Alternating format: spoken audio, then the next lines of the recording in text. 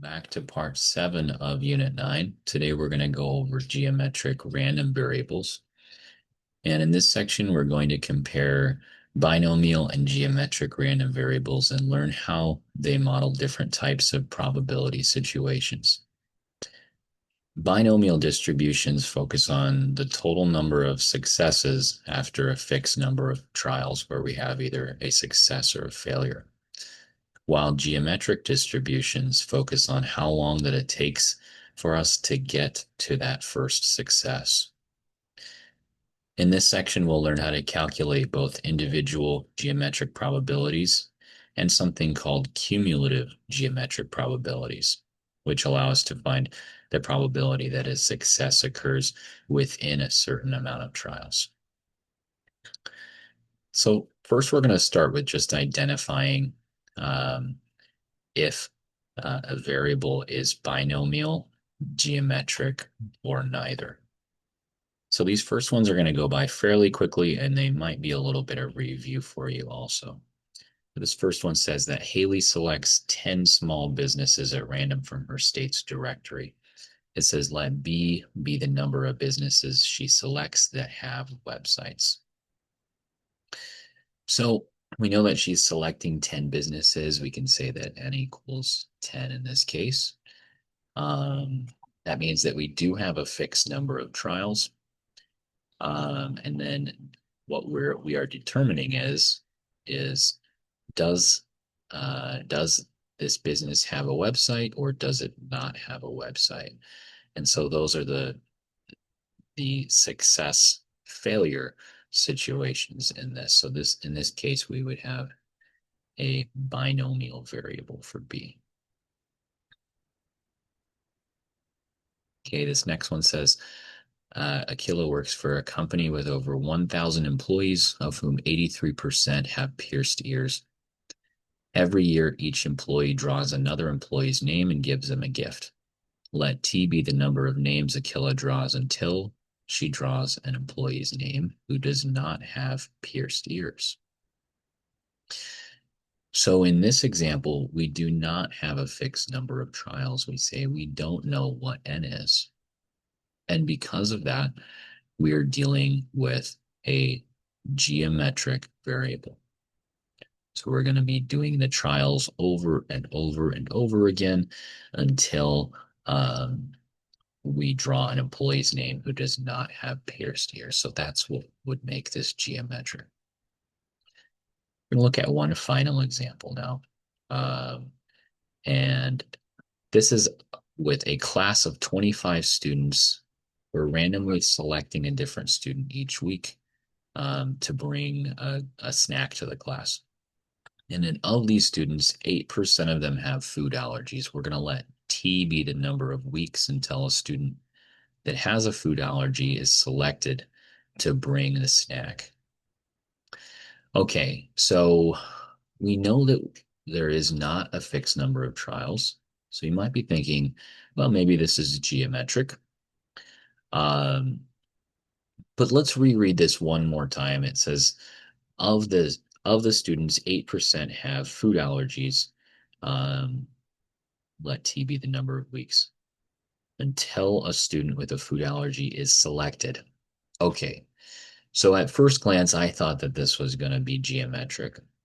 But what's happening is we have 25 students that we're starting with, and then as that's for week 1, that's our pool of students. And then for week 2, our pool of students becomes 24.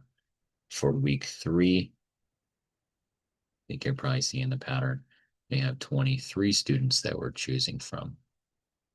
And so we say that this is an example of no replacement. And because that's happening, we say that the trials are not independent.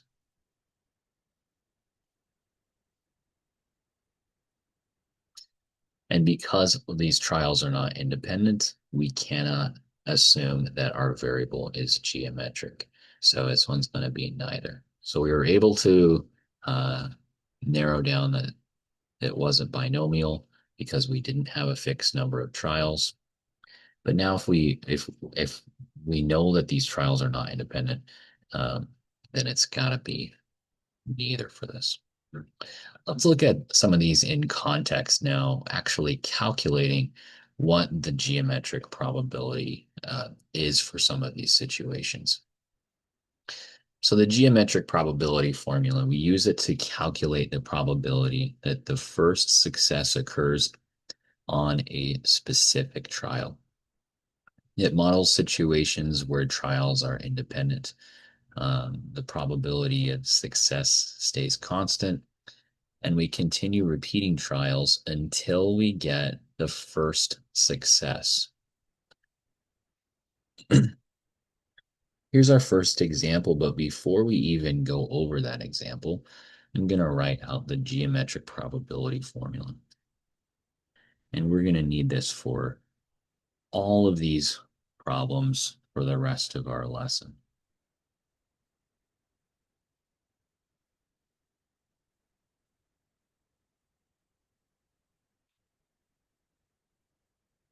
So the probability that x equals x is equal to the quantity 1 minus p to the power of x minus 1 times p.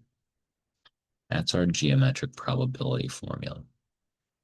Now let's take a look at what this really means in context with our example problem. This says Fatima conducts emissions inspections on cars. She finds that 6% of the cars fail this inspection. Let C be the number of cars that Fatima inspects until a car fails an inspection. Assume that the results of each inspection are independent. So that tells us at the end statement there that this can be a geometric probability. We can use the geometric probability formula. And it says find the probability that the first inspection that's failed occurs on the fifth inspection, or the probability that in this case they use C equals 5 instead of X equals 5. So the probability that the first failed inspection occurs on the fifth inspection is another way that we could say this. So we're going to write the probability that C is equal to X is equal to, we're just going to rewrite our formula here.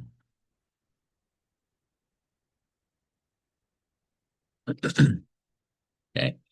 And we know that the probability that the car fails an inspection is 6%. So our lowercase p is equal to 0.06. And we're going to let x, or lowercase x, equal 5 because we want to find when did this first happen. This technically would be a success um, uh, on the fifth inspection, excuse me, the probability that this first failed inspection happens on the fifth inspection. Okay, so we're going to write, I'm just going to write in these numbers now. So C equals 5 is what we're looking for. Is 1 minus 0.06. And this is to the 5 minus 1 times 0.06 for our probability. So now we have 0.94 to the power of 4 times 0.06. And now we're just finishing the formula. I think once we find all the parts that we need for our formula, the rest just makes sense. So this is just using our calculators for the rest of this. And I'm just going to go out a few extra decimal places because we'll round to the nearest 100 at the end here.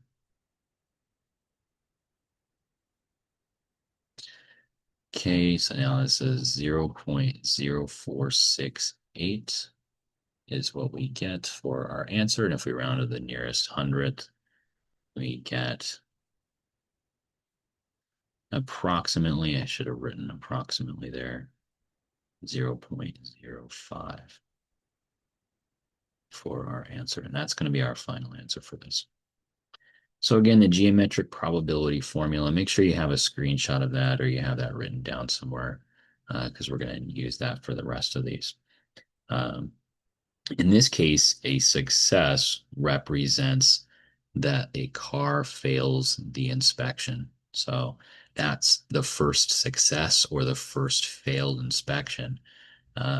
So it's kind of interesting that we would consider a success a failure in this case, but that is technically what this is. It's saying what's the probability that this happened on the fifth inspection, and they're saying that it failed the inspection would be considered a success in terms of a binomial geometric probability. Okay, here's the next one. As part of a customer loyalty program, a restaurant's computer chooses orders at random and they get a free appetizer. Each order has a 1 in 18 chance of getting that free appetizer, and each order is limited to one free appetizer. Let X be the number of orders the restaurant fills in a day until they give away the first appetizer. And then it also says assume that each order getting the appetizer is independent. So we can use our formula for this because we're assuming independence. So I'm just going to write this as Px equals X. We're just going to write our formula from earlier on the top here. And X minus 1 times P. All right, in this case, our lowercase x is equal to 6. And a probability that somebody gets a free appetizer is 1 over 18. I'm just going to write 1 divided by 18 in the calculator, and we should get 0.055 repeating. I'm just going to use 1 over 18 though for P, because I think we'll get a more exact answer, especially when we're typing it in using the exponents. I think you'll see that you get a little bit better of an answer that way if you just use the fraction instead of the decimal for this. So we're going to write the probability that the restaurant first gives away an appetizer on the sixth order of the day, where Px equals 6 is equal to 1 minus our probability 1 over 18 to the power of 6 minus 1 times 1 over 18. Okay, now this is going to be 17 over 18 to the power of 5 times 1 over 18. And this is the part where I was saying you might get a nicer answer in your calculator if you do 17 over 18 to the power of 5. This is 17 to the power of 5 over 18 to the power of 5. Or you can just write in parentheses 17 divided by 18. Make sure to close the parentheses and then say to the power of 5. And we get about 0.7514. Again, I'm just going out to 4 decimal places because in the end, we're going to round to the nearest hundredth. Then we're going to times by 1 over 18. Probability that the restaurant gives the first appetizer away, the sixth order of the day, is going to simplify to approximately 0.04174. And we want to go out to the nearest hundredth. So we get 0.04 for our final answer. All right. I was going to do one more of these, but again, these are fairly straightforward. As long as you know what the probability is and what we're trying to find in terms of this X value here, in terms of are we trying to find on the sixth day, the sixth order, whatever our variable is. For this next example, we'll just read through this and then skip the math, but it says that Augustus draws tickets one at a time for a raffle. The person named on the ticket must be present to win, but 30% of the 750 raffle tickets have names of people who are no longer present. Let T be the number of tickets Augustus needs to draw to find a winner who is present. Find the probability that Augustus first draws the name of someone present on the third ticket. So we can say that our lowercase x is equal to 3, and our probability is equal to, in this case, our probability is not 30%. We want to find the probability that he draws the name of someone present on the third ticket. Um, 30% of the people have raffle tickets that are people who are no longer present. And so the probability that someone is present is just the complement of that. So 1 minus the 30%. And in this case, our P is 0.7. Once you know all those values, though, everything remains the same for this formula. And that's why I thought I could save us a little bit of time here and not do all of the math for the formula because we've already done 2 full examples. But as long as you have these first values right, you should have no problem with that formula there. All right, now we're going to look at a similar formula with cumulative geometric probability. And the cumulative geometric probability is used to calculate the probability that the first success occurs within a certain number of trials.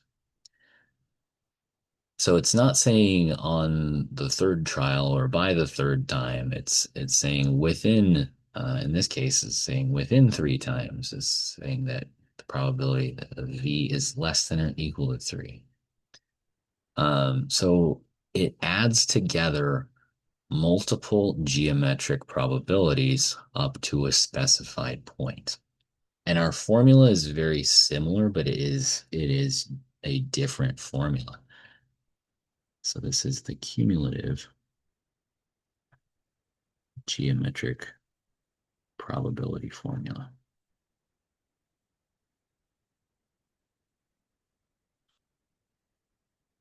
Okay, and so we're going to write this as probability that x is less than or equal to x is equal to 1 minus quantity 1 minus p to the x. All right, so sometimes our probability value that they want us to find is not written as a less than or equal to. It's written as a greater than or a less than, and we have to use complement rule and logic in order to figure out how to rewrite it in terms of this formula here. But our first example isn't too bad. It's very straightforward. Um, so it tells us that we're looking for the probability that V is less than or equal to 3. But let's read the problem and we'll make sure that we have our values for, so far we know X is 3. Let's see if we can confirm our probability, and then we can plug those values into the cumulative geometric probability formula.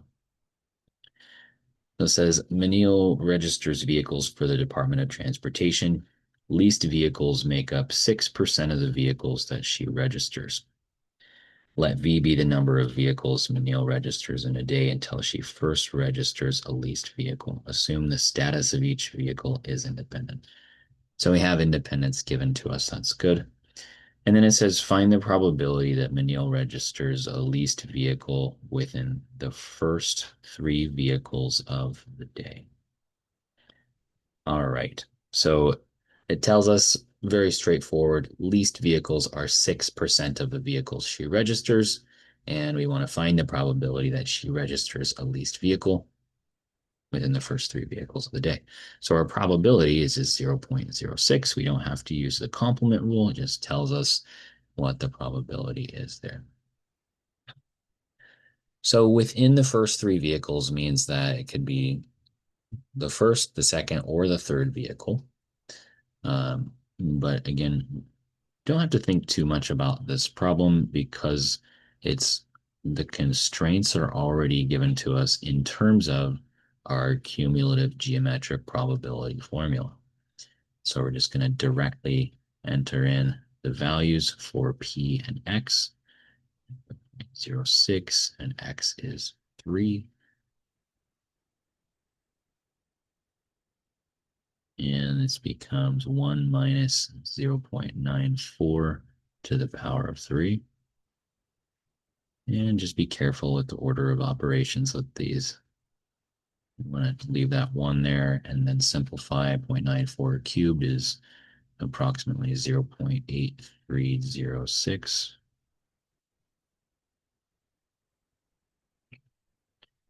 And we get 0.1694.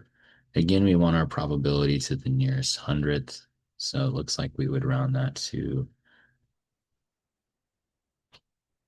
0.17 for our final answer.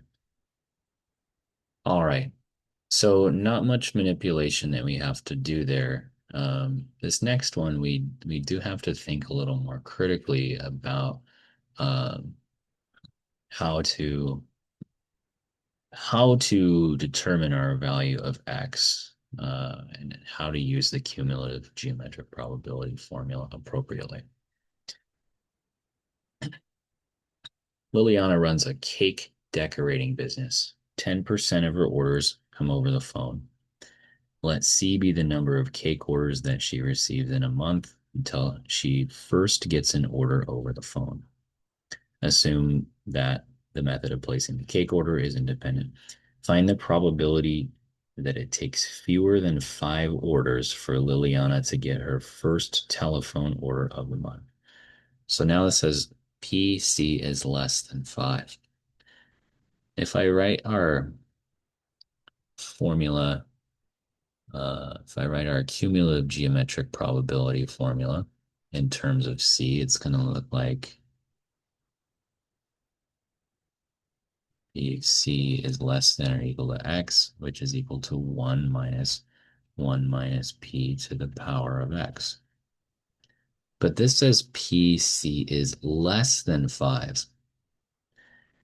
So if we want to write this in terms of a less than or equal to, fewer than 5, if we're talking about cake orders, and if they can only get whole number orders of cake orders, fewer than 5 cake orders would be that the cake orders are less than or equal to 4. And so in this case, our X is going to be 4. And our probability, we have 10% chance that our orders come over the phone. And we want to know the probability it takes fewer than 5 orders for her to get her first phone order of the month. So we're going to say the probability is 0.10. So I think just writing out this part is probably the toughest step, is getting it to match our cumulative geometric probability formula with our constraints. So now this is 1 minus 0.10 to the power of 4.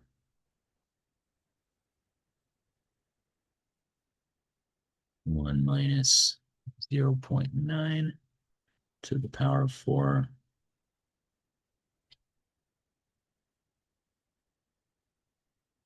And we get about 0.6561 for 0.9 to the fourth.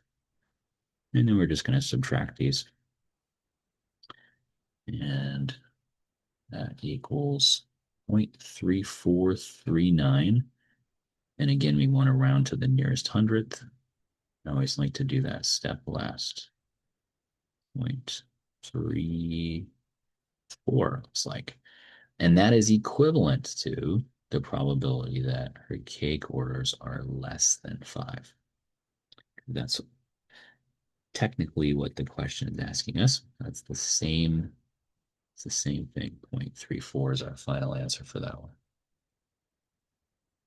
So again, our orders, they're integer values. When I first saw this, I kind of thought, well, what if she has half of a cake order? And it was a little bit confusing for me to think of a different way to write this constraint. But if we can assume that all the orders are integer values, then that's okay. All right, let's take a look at one more of these. Jeremiah makes 25% of the 3-point shots that he attempts. For a warm-up, He likes to shoot 3-point shots until he makes one shot. Let M be the number of shots it takes Jeremiah to make his first 3-point shot, and then assume that the results are independent. That's nice that they're giving us independence for all of these. That way, we don't have any answers that are just unknown or unable to calculate. Find the probability it takes Jeremiah more than 6 attempts to make his first shot. Okay, so we know that the probability that he makes a shot is 25%. And then more than 6 attempts to make his first shot means that Jeremiah does not make the shot. He does not make the shot on attempts 1, 2, 3, 4, 5, or even 6. So the probability that it takes him more than 6 shots is equal to the complement 1 minus the probability that it takes him less than 6 shots, which we write as less than or equal to 6 shots because um, if he does not make the shot on attempts 1, 2, 3, 4, 5, or 6, then the complement is going to include subtracting out um, the 6. So the probability it takes him less than or equal to 6 attempts to make the first shot is the complement. Okay.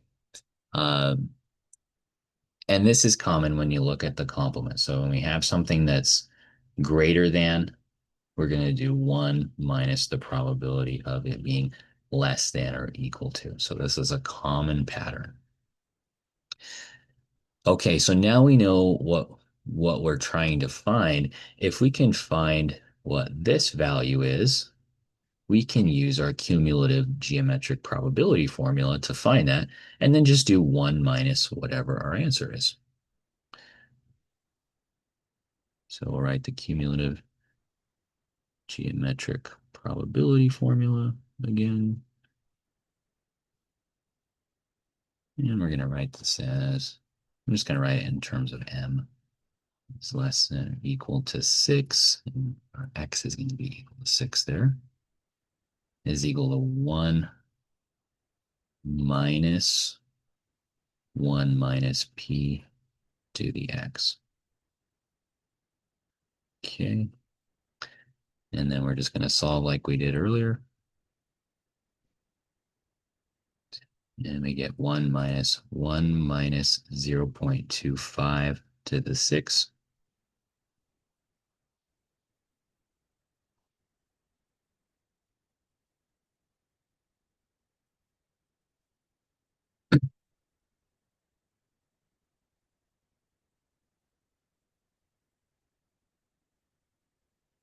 Point 0.75 to the 6 gives us 0.18.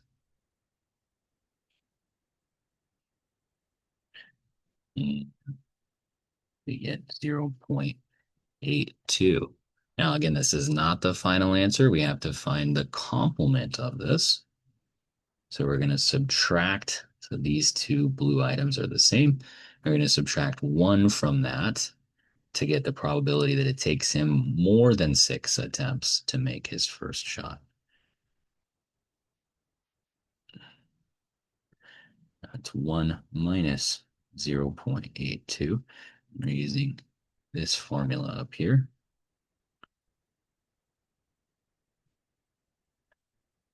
And we get 0.18. Okay, so if we wanted to read this equation out loud, it would be saying that the probability it takes him more than 6 attempts is equal to 1 minus the probability that it takes him less than 6 attempts. So that's how we could read that out loud for that one. And this wants the nearest hundredth, and we've got the nearest hundredth there. All right, so that's everything on determining if we have a binomial, geometric, or neither in terms of types of variables, our geometric probability formula, and our cumulative geometric probability formula.